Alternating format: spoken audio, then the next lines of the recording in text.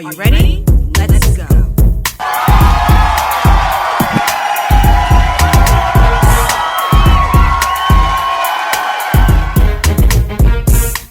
Welcome. You are now tuned into another amazing edition of Sanya on Air. I am your host, Miss SanyaHudson Payne, and every single celebrity interview, my goal is to normalize the celebrity experience. But before we get into today's dynamic conversation, I want to do some quick housekeeping. So if you are watching this interview on YouTube, don't forget that Sanya on Air is available on other major streaming platforms. You can download Sanya on Air on Spotify, Amazon Music, Google Music, iHeartRadio, and also Buzzsprout. So check out Sanya on Air no matter where you are. But today, I'm excited. You know I love good music. I love good music. I love great music. And I have none other than R&B sensation, oh my gosh, Kevin Hawkins. How are you, Kevin? I'm doing good. How are you? I'm doing well. I'm here in New York City. It's a little bit gloomy, even though they promised us sunshine, but that's okay. It's raining in Dallas. It's actually raining, so I'm all good with it. I love the rain. You do? See, I'm the opposite. I'm learning to like rain a little bit more, but I have like this really phobia of worms. Yeah. Rain and I, we do not mix, but people are telling me, the rain sets the mood for romantic things. So, yeah. It's the mood for a lot of sleep for me. So it's True. But I'm not really a political type of woman, not at all. But I do believe that we should have our pulse on the current condition of politics. I'm not sure if you watched last night's presidential election, but I'm sure that you've heard a lot of the conversation from the candidates. Now, you are that much younger than me, okay? Yeah. So how do you feel about this current presidential election? I actually do I listen. You got to ask my publicist, LaCheryl. I am big on politics. Really? I actually voted the first day of early voting last week. And with the current, climate and, the debates and stuff, the last debate with Trump and Joe Biden, I'm just put it out there. I did vote for Joe Biden, for sure.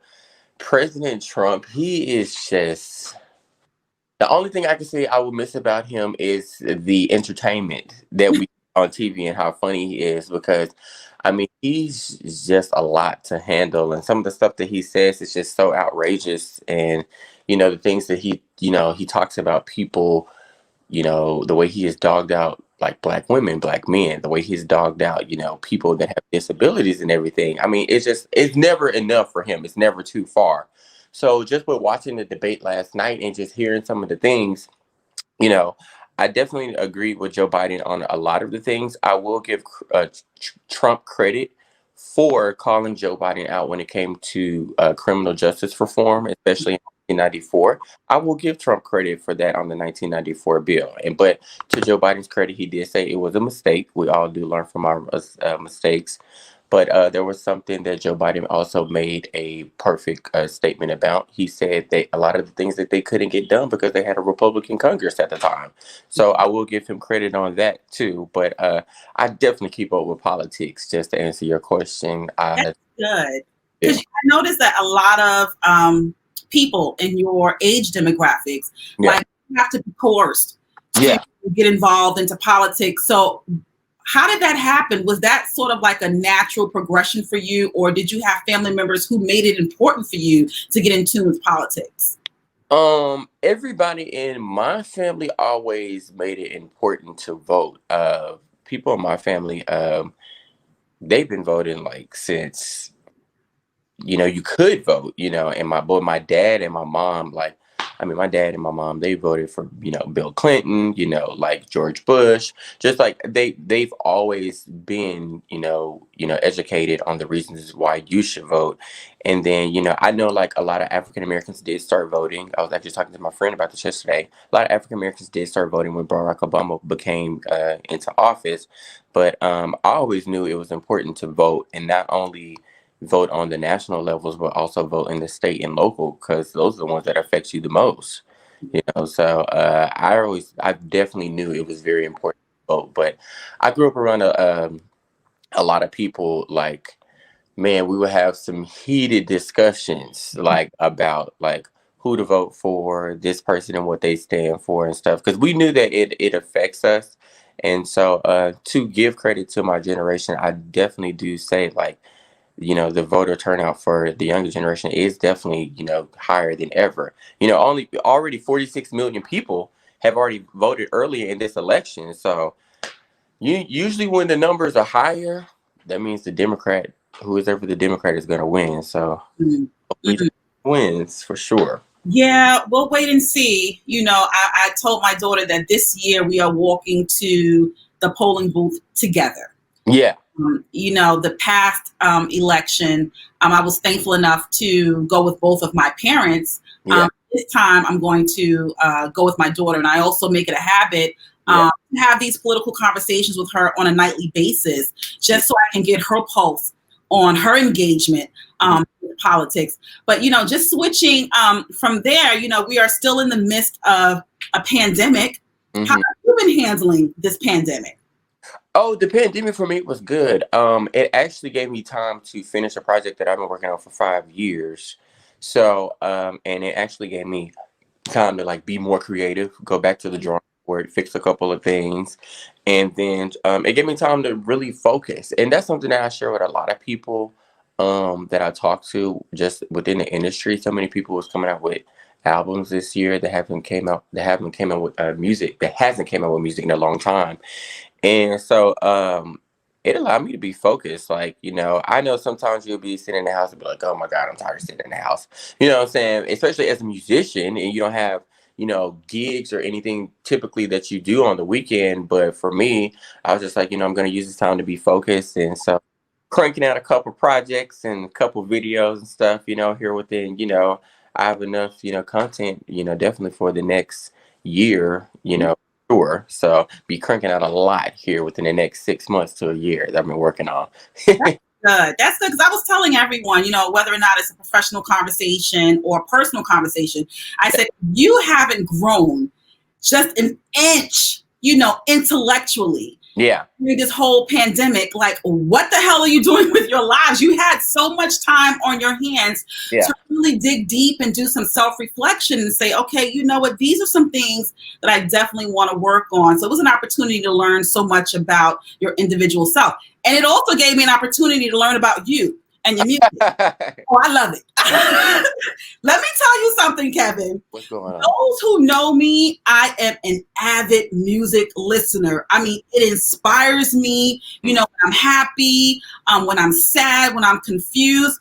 Your music, Kevin, is music for my soul.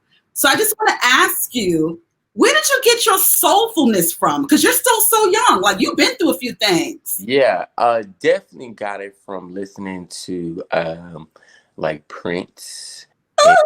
And that's definitely if you listen to my music, you can definitely tell I'm heavily influenced by Prince.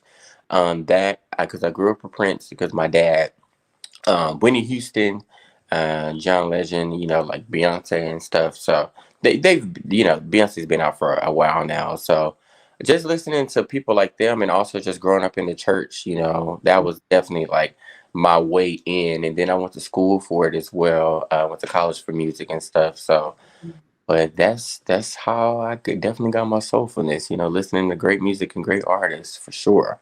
I like that. And let me tell you the reason why I like it, not only for you, but for people who are watching and listening to this conversation. I want people to understand the journey and the trajectory of successful artists such as yourself. You just didn't wake up and say, you know what, I feel like singing today. No, there is a background of being in the church. There's a background of looking at other influential singers and saying, you know what, I kind of like what they do. Let me kind of marry some things so I can infuse my own sound. So thinking about all of those artists that you like or love, how would you describe your sound? And you know what? Just what I said. Like, you took the words right out of my mouth. Beyonce, Prince, Whitney, and John. I took something from each one of them and infused it and made it to my sound of Kevin Hawkins. Because sometimes if you hear me, I will sound like John Legend. You can definitely tell I've been influenced by him. A lot of times if I'm hitting those high notes and stuff, you can definitely tell like I'm, you know, sounding like Prince. So I would say how I put it into a category is like the high notes are Prince, you know what I'm saying? Like my regular register, like, sitting right in my good register is definitely like some John Legend and stuff, especially if I'm sitting on the piano. My entertainment factor comes from like something what Beyonce would do. And then my runs, like the little intricate and the technical things that I do, definitely comes from something that Whitney Houston would do. So that's how like I to make my like Kevin Hawkins. That's definitely all four of those up into one. That's me for sure. Nice. I also noticed, in your conversation that you mentioned a lot of, I don't want to call them old school um, artists or singers, but I noticed that, my generation and even before set the premise or the platform for artists of your age to create such great music. But I didn't hear you mention any new artists. Are there any new artists that you currently listen to and that you like? Yeah, I listen to a lot of new artists that are like definitely I wouldn't say underrated, or I would say underground. Mm-hmm. A lot of new artists, but if you want to say like mainstream, I was just listening to Ariana Grande before like I got like on the chat with you. Mm-hmm. Ariana Grande, I listen to Lucky Day. I listen to Ari Lennox a lot. One of my friends are listening to Duran Bernard a lot. You remind me of him. We're actually really good friends. I can tell. I knew it. Yeah, I listen to people like that, and some of them are a few mainstream. Duran's is still a little bit underground, but I definitely listen to people like that. And then I listen to people like that are definitely, you can tell they're on the come up. I listen to this one guy, his name is Jay Howell. So he's pretty cool. We're actually really cool. But yeah, some stream, some definitely on the come up, such as myself. So for sure, for sure. Cool. So you also mentioned a lot of artists who are maybe classified as underground and haven't made it to the mainstream level yet. I'm noticing that there's a shift in the awareness of music. Do you find that it is more difficult for artists in this day and age to become mainstream? In some ways, yes. In some ways, no. What I mean, in some ways, yes, is that it's difficult is because social media, it plays a part in it. Is it's so overly saturated, you know what I'm saying? Okay, there you go. I can't hear you. Saturated with people dropping albums, or people that you didn't even know do music. Like they're like, oh my God, I'm gonna, and it's like, I didn't even know you did music. So overly saturated, and social media gives people a platform to put out whatever they want, and so that's where the oversaturation comes in. It's so many different people, Yeah. so many people doing music that you never even thought would do music, and it's just like, well, okay.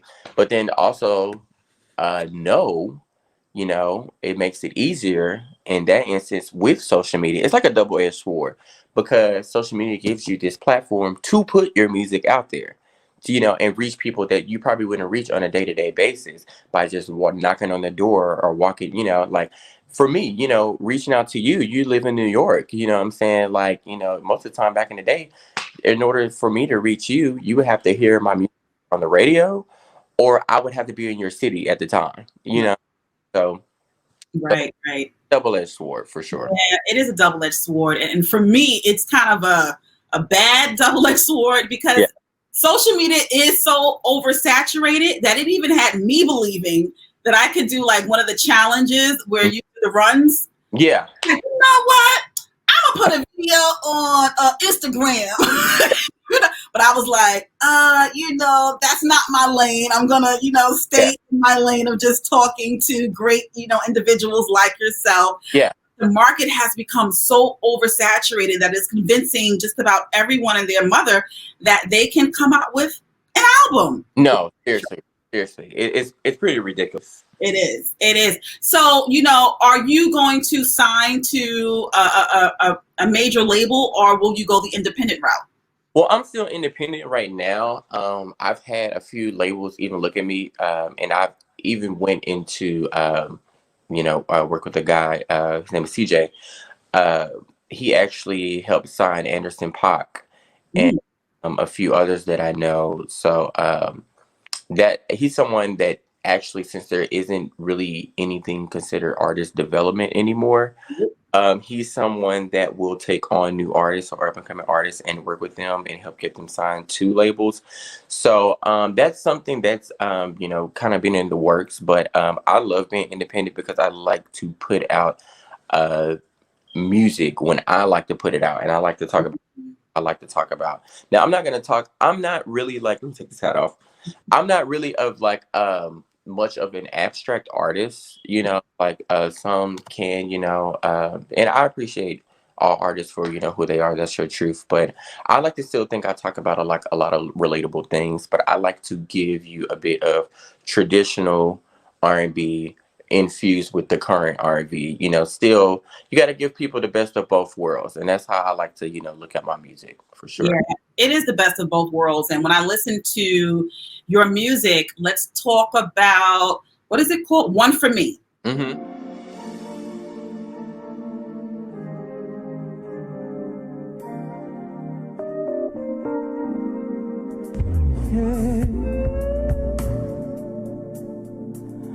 I want you.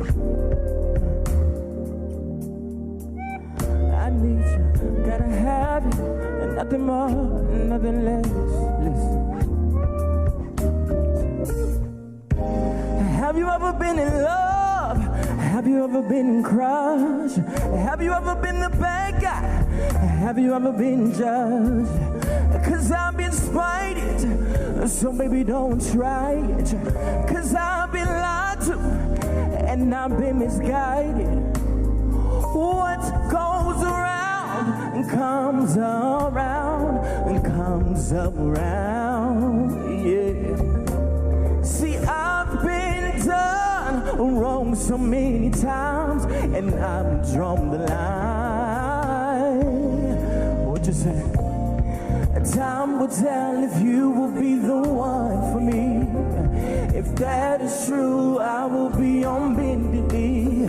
Can you be the one, everything I want to need? The one for me, the one for me. That song, I love it. It is such a vibe.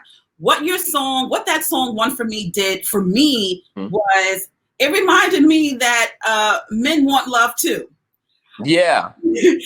I'm just so used to hearing soulful R&B come from a lot of women nowadays that I forgot that, men need love too. Yeah. And I'm glad that your song reminded me of that. But then you have another song, and, I'm so glad that you mentioned that word, because my daughter told me about this word about maybe 10 years ago. It's called situationship. Because I was like, daughter, I said, what's going on with you? Are you involved with someone? And she was like, Mom, I'm in a situationship.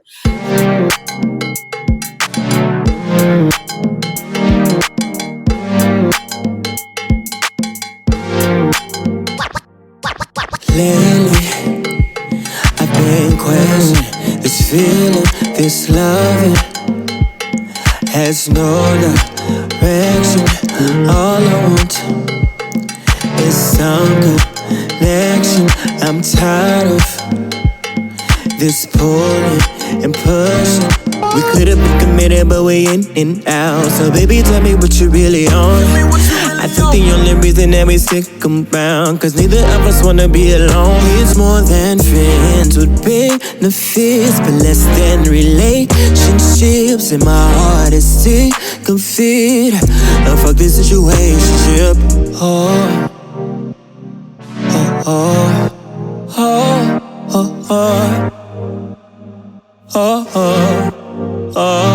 I'm doubting your real intentions.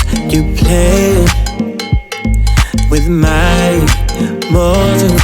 But situationship, not only did it remind me that men need love too, but it's one of those songs where, first you're vibing in your chair, Mm-hmm. and then you get up and you do the two-step with the dip. That's what I want from my music. I want it to take me on a journey. Yeah. So, it was a lot of vulnerability in your song. So what place does that come from? Because it was raw, really. Yeah. You know what? A lot of it comes from, of course, relationships, but it's not just romantic relationships. It's like relationships with family, relationships with friends and stuff. People always think, oh, relationship is like the person that you're like sexually involved with or romantically involved with. And it's like sometimes a lot of stuff comes from like family and friends and professional relationships. One for me was definitely a song about. A lot of people like that song. A lot of my friends was like, "Oh, I want to get married to this song," for sure. And then situationship is just like that in between. It's Mm-hmm. more than friends with benefits. And that was something that I actually experienced like personally myself. I was tired of going back and forth with the person that I was dating. And I was just like, I'm so sick of this shit. Like, I'm just gonna write a song about it. And that actually ended up being my favorite song on the album. And they even loved it. Like, I sent it to them. They was like, oh my God, I love this song. They was like, I think this is like a hit, So I was just like, I think it is too. And everybody that's heard that song, like, especially since it has such a current vibe of music, them like, this song is like so chill, but it still has a message. I'm vibing with it when that beat switches and everything. And then it has that A. Marie, that cowbell thing in it. It's all of those in the one. I was like, this is the one for sure. This is the one. Yeah. Yeah, it gave me everything I needed. It really did. It even made me share it, with some of my friends. I'm like, yo, you got to get up on this artist. I'm telling you, because radio stations, I'm tired of turning on the radio and I'm hearing the same ass songs. And I turn the radio station and it is still the same ass songs. Yeah. It's frustrating. We need new music. So I'm glad that you have occupied the space to bless us with great music. But let's just talk about relationships a little bit more, because I would be a little bit nervous to get into a relationship with you, Kevin, knowing that, you about, what we've been through. Yeah. Well, I mean, I don't try to paint the person in a bad light, and every person that I've been in a relationship or in a situationship, but every person that I wrote a song about, whether it's my family, I let them hear it before the song comes out. I'm not here to paint you in a bad light. I know some artists are like, F you, blah, blah, blah, blah. Happens, you know what I'm saying? But I'm not that type of person. I still try to paint the person in a good light and stuff. But I'm still gonna tell my truth at the end of the day. I hear that. I'm gonna make it make sense. Good. I dated a successful R&B singer in the past, and one thing that I did not like was he didn't know how to turn it off. Like, he sang every word to me. It's like, we're going to the store. How did you like it? Like that, where people were sneezing and are you not like, do you know how to separate, when you are the singer and when you are just Kevin Hawkins? I do. I know how to turn it off and turn it on and stuff. And I feel like, like every time we go to a birthday party or something like that, and people know that I'm coming, my friends are like, oh my God, you have to sing. And I'm like, I just want to just sit back and just like eat cake. Yeah, just eat cake. You know what I'm saying? And just chill. You know what I'm saying? Now, my really, really close friends, I'll do it for them, of course. But it's just like, I'm not trying to take the attention off of them, you know what I'm saying, and put it on me. You know what I'm saying? And, like, don't get me wrong. I love to be a socialite, and I love to social network, with people and stuff, and put them onto my music. But there's a time and a place for everything. You know what I'm saying? And then it's just like, like, if I pull you to the side and be like, hey, maybe you should check this out. Like, if I'm vibing with you that way, we're at a party and we're really deep into a conversation and we're talking about what each other does, then that's the opportunity for me to do that. But I'm not just going to be just just singing all the time. And then sometimes literally this is me. because I listen to so much music or do music myself, sometimes I'm in the car, I'm sitting in dead silence. Mm. And like I'm just driving, I'm sitting there. So I'm like, if I'm with my friends, I'm like, can we not just listen to music now? You know what I'm saying? Because listen to music 24/7, so. Yeah, that's true. That's true. I relegate my music listening. No, I'm lying. Like my daughter knows me. In the middle of, television, I'm like, I'm over this. I'll turn on some music and I will dance in my living room for about 2 hours just listening to good music. Yeah. Point where when I get in the car, I'm like, okay, let me just listen to other interviews and things like that. So there is a time and a place for everything. But talking about a time and a place for everything, going back to this pandemic and the quarantine, how are you going to get your music out there considering that you can't tour as much or do live performances like you used to? Well, what we have been focused on, this is, where LaShirl and Cammy come in, L Group PR. We've been focused on doing so many podcasts. I mean, we've been doing so many podcasts, and that's just another way for people to see you online. We've been doing a lot of interviews. We've done radio interviews and stuff. Now, some cities have opened up, like just a few. So I know we're going to go and do a few radio interviews, like in certain cities. But, Be careful. we're going to push this album until the wheels fall off. So even when the world opens back up, I'm going to push this album like, I've never pushed it before, like how we're doing right now. But not only come out with that, but, I'm coming out with a acoustic version for the album, and I'm coming out with a live version. And I actually have my virtual concert in a couple weeks. So we're premiering that. So it's just different ways to, get the most out of a project. And I watch Beyonce do that all the time. She will come out with an album, then she comes out with the deluxe version, then she comes out with, the Black is King, with the Disney stuff. She's turning the same album with the same songs 3-4 times over, and that's something I think a lot of artists fail to do. You got to get the most out of your project. Don't just put the project out and move on to the next one, because I tell people all the time, there's almost 8 billion people in this world. Everybody has not heard your song. It's someone. So, That's true. yeah. That's true. You mentioned that you're going to have a live concert, a live virtual concert. So how can people be in the audience of that virtual concert? So on the virtual concert, we're gonna post it. It's gonna be on my Instagram, R&Bmusic, and it's gonna be on my YouTube channel, Kevin Hawkins, and we'll be streaming it on November the 25th. I think the day before Christmas. I think that's the day before Christmas. I would have to check. The day before Christmas, the day before Thanksgiving. My head. Oh, that sounds like a date night for me. Yeah. So, you definitely have to send me the information for that. That's a creative idea for people to just kind of get together and just, hear some great music. So on this new album, how many songs do you have, and what's your favorite song? I have one interlude and 14 songs, so it's 15 altogether. My favorite song is definitely Situationship. Now I do have a different favorite song depending on the day. One for me is definitely one, since those are like Situationship comes before one for me on the album. I love the One Thing featuring Mode 3. There's another song on the album that's called How Can I Love. I love the song that talks about how can I love like I've never been hurt before. Ooh. That's definitely one of my favorite songs on the album. So wait a minute, Kevin. I want you to answer that. I want you to answer your own question. Uh-huh. Can you love again like you've never been hurt before? How do you do that? I think for me, you know how women go and get new haircuts after a breakup, or they charge stuff. I'm putting out, new music. And music is my way of voicing, like, and expressing, myself and everything. And I'm trying to figure out the best way. Like, sometimes I think it depends on the person, even if you've been with a person for 2-3 years and stuff, if that was the most toxic relationship, for you, depending on the person that you are, sometimes that could take a little bit longer to get over.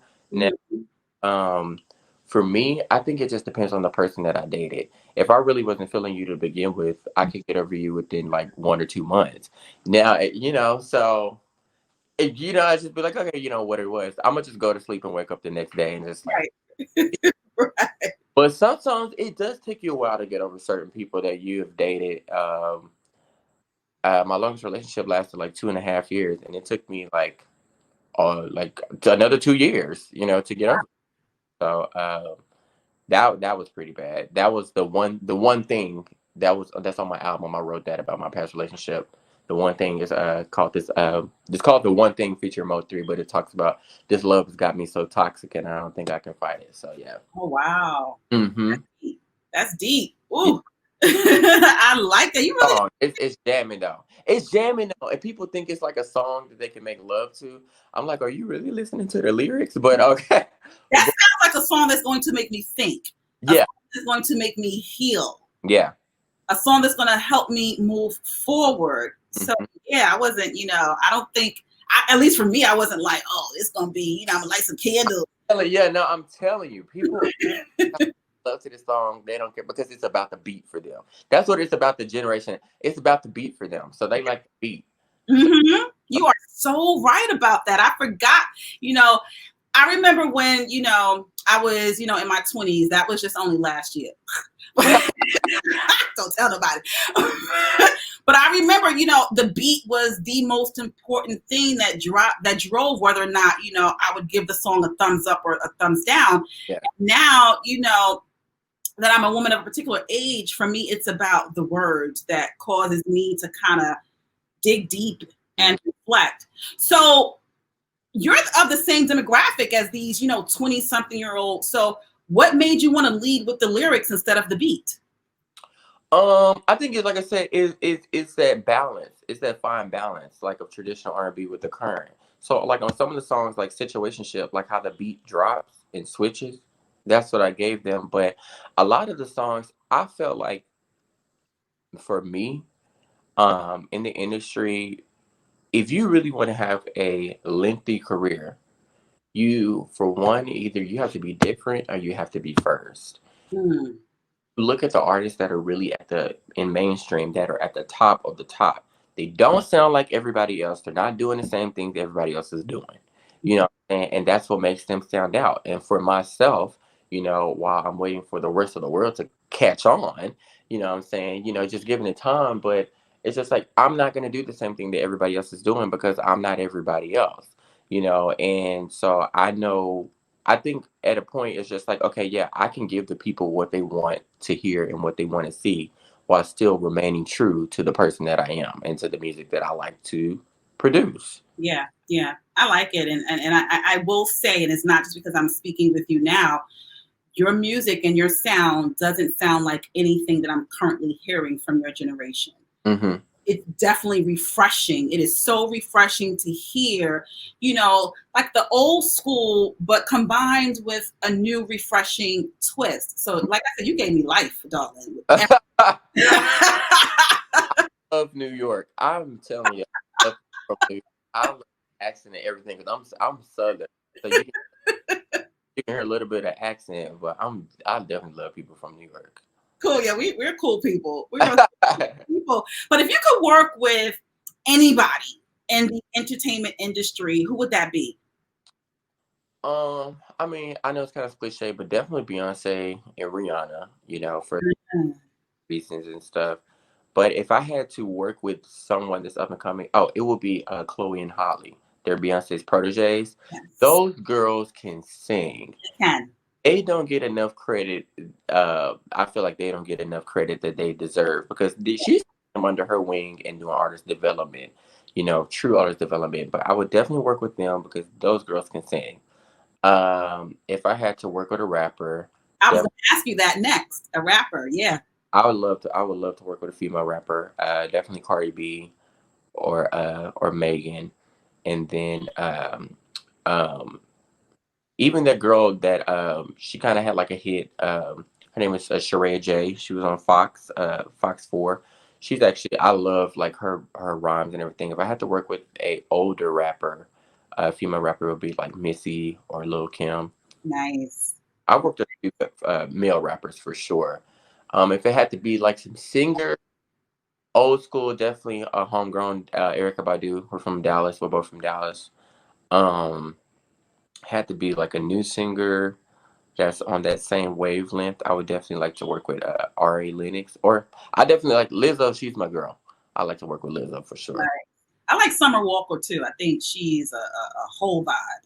Yeah, cool. Yeah, I definitely like her music. I think she has a great, great voice. Yes, amazing. Like there was 2 weeks straight. I listened to her album nonstop for 2 weeks straight. Mm-hmm. The reason why I asked you about, what rapper you would like to work with, because I remember when R&B was at an all-time high, let's say the 80s and the 90s. Yeah. But then something happened where it took it to the next level where R&B was now infused with hip hop. Yeah. And rap. And that recipe seemed to work. And then we got away from it. And I just kind of want to see us get back to that place where we're seeing, two different genres, but still a part of the culture, merge together to create great music. So I hope to, see that and hear that from you one day. I think you have to give Shaka Khan and Mariah Carey credit to that, because Shaka Khan was like one of the first singers on I Feel For You, to have a rapper. Singers weren't doing that. And then Mariah Carey in the 90s, she was definitely known for putting rappers on her music. So that was definitely like a thing that worked and stuff. And you're definitely right about we got a little bit away from that. More hip hop is more infused with pop artists now than it is with R&B artists. But I think that's a formula that works, and you will definitely see more of, that in my music as I continue to put out music, definitely working with more rappers and, female or male, whatever. I'm definitely looking forward to it, just as long as it's funky and nasty and just, as long as it speaks, we're not talking about nothing. That's just not me. I don't like to sit up there, and I know a lot of times music is pretty much surface level today, but I feel still go into depth in something and still make it hot and trendy and stuff like that. I can't just sit up there and be talking about nothing. No, you won't last. You won't have, a career past, a year. Yeah. You do it that way. But, from the onset of our conversation, like I take in everything. I'm just a perpetual learner. I'm very visual. And I've been peeping your t-shirt. Oh, yeah. Yeah.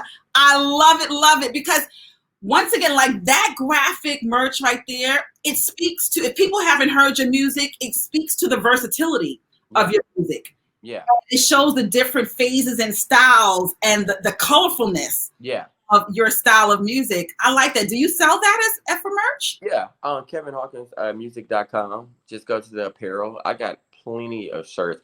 And LaShirl always tells me, she's like, you're such a colorful person. I guess this is where the risqueness and Prince comes in and stuff, because he always wears like colorful stuff and crazy stuff, and that's definitely where I got it from. But it's just like, we're on a stage and for a performance and you're at a gig and everybody was like, can we just wear black? Well, we're not doing that in Kevin Hawkins band. We're not wearing black. Black disappear. You know what I'm saying? And black is one of my favorite colors, you know what I'm saying? But it's just like on stage and on, like when people go to my album or they're in Walmart or whatever and my album's on the shelf and stuff, I want their eyes to go straight looking for the cover and be like, oh, that's hot. You know what I'm saying? Because it's just, if you just have a black album or something, it's just like everybody wears black. Yeah. So when you watch my virtual concert in a couple weeks, it's on November 25th. For everybody that's watching and tuning in, November 25th. You're going to see the colors and the vibrancy like of it all, on stage. It makes the stage come alive, you know what I'm saying? And I cannot wait for people to see these outfits that the dancers and I are wearing and the singers and just everybody. We're making the stage come alive. We're making the stage move and stuff with these vibrant colors and everything. I'm a colorful guy, for sure. I love colors and stuff. I just feel like black is just like, and like for me, I'm a shoe fanatic. So I'm definitely always going to have on the craziest colorful shoes, like for real. Like I may have on like gray, like I have on gray, but I'm rocking some pink, blue, green, purple shoes all in one for sure. Nice. I always believe in a statement piece. Yeah. Every should have at least one Yeah. in the outfit. But just going back to the live concert, how long will that concert be? Because I really want people to join and see and hear your amazing vocality. How long is the concert? It's gonna be an hour and 20 minutes. Nice. So something that I'm proud to do for people that haven't seen me, and for me, I take my music, but when it comes to the live performances, it's on another level. And that's what I feel like, back in the day, when you used to go to concerts and stuff, you would fall in love with the artist. But if you went to their show and saw them perform live and they were just out of this world, it made you fall in love with them even more. Yeah. So, like, that's something that I learned from Beyonce. It's just like, yeah, my music is one thing on the album, but if you come into my show, you're gonna be leaving crying, happy, dancing. Whatever you're doing in your life right now, you come to the Kevin Hawkins concert and stuff. I'm taking you out of whatever you're doing in your life right now for those 1-2 hours, putting you in a whole day. You're doing whatever you want. You're being free. And so my live shows, like, I ain't gonna lie, I'm gonna just pat myself on the back. I'm a bad boy. I mean, if you don't big yourself up, then damn it, who will? Yeah. But this is what we need, and this is why I'm so happy that you are offering this to the people and that you're speaking about it. You're letting us know what we're going to get within that hour, and you said 20 minutes? Yeah. And it's not just about, of course we want to hear great music, but I want a goddamn experience. Yeah. And that is what you're going to give us. I went to one of my favorite singers is Lettucey. Mm-hmm. I listen to her music all the time, and then I got invited to her private listening party. Just seeing her in person and listening to the music, when I tell you, it just made me fall in love with her even more. And I know that this is what your live performance is going to do for people who recently got introduced to you or are now seeing you for the first time. I'm definitely going to spread the word about that. So you can find out more about the live concert and get whatever tickets. You said on your website? Yeah, no, it's gonna be. I'm gonna stream it for free. You know what I'm saying? Because I want everybody to see it. Kevin Hawkins YouTube channel or just my Facebook, Kevin Hawkins. But I'll post it all on Instagram. But I want people to definitely get to know me and share it with people that don't know me and stuff. And I want people to, as soon as the concert is over, be like, I don't know who the hell you are, but I'm downloading your album because that was good, and I can't wait till the pandemic is over so you can see me in person. Right. It's just like I want to give people that experience because I'm all for a live experience, like and everything, and mixing certain songs. Like Situationship. I'll just give you a hint. Like Situationship is going to be my Situationship song, and then we're gonna go into Janet Jackson's "I Get So Lonely." Woo! Woo, boy! Woo! Woo! Woo! Woo! Nice. Oh, I'm ready. I am ready. I'm gonna have my champagne. Yeah, and put it up on the smart TV, on the YouTube channel. You're just watching it. It's gonna be an experience. That's what we need. We don't just need a show, damn it. We need an experience. I am here for it. But you mentioned your social media handles. Can you just talk about give us your social media handles one more time in case anyone missed it? Yeah, Instagram is khawkmusic, KHAWK music. So is my Twitter, same thing. My YouTube channel is Kevin Hawkins. And then like my personal Facebook is Kevin Neil Hawkins. It's NEILL, so Kevin Neil Hawkins. And then I have Kevin Hawkins, which is my Facebook. So yeah. And they can find your music where? Oh, you can go to all platforms. You can go to Spotify, iTunes, Apple Music, Google Play. You can go to Tidal. You can go to YouTube Music. It's everywhere. Just type in Kevin Hawkins. It is literally everywhere. Go download Mixed Emotion. It's everywhere, people. It is everywhere. Kevin, you were a pleasure to talk with. I really appreciated this time. No problem. I appreciate it too. Shoot, get me up out of the house I'm in the house. But get me out of the bed because all I'm doing is sitting on the computer working on stuff, It's just like what have you been doing? You know what I'm saying? You just been, chilling at the house a little bit? Yeah. What I've been doing is scheduling celebrity interviews, and I was severely affected by this whole pandemic. My mom has been in the hospital for 8.5 months now, and she's still fighting for her life. So in between, me just talking to wonderful people like yourself, I am challenging institutions, hospitals specifically, to give us quality health care. I'm currently pursuing a lawsuit because the treatment that not only my mother, but other people have received during this pandemic, it's criminal. Yeah. My time has been filled with a lot of advocacy work, just feeling a lot of anxiety when people ask, and thank you for asking, when people ask the question, like, how are you? That was drudging up a lot of anxiety. So I've learned to say, I'm bent, but not broken. That's a good way. And that goes back to when we first started the conversation. The political arena, they were talking about healthcare, and Donald Trump doesn't have a plan, but Joe Biden has a plan, and he wants to give, he wants to take Obamacare further and push it. And I know a lot of people say the Affordable Care Act. Look, we're going to call it what it is. It's Obamacare. Right.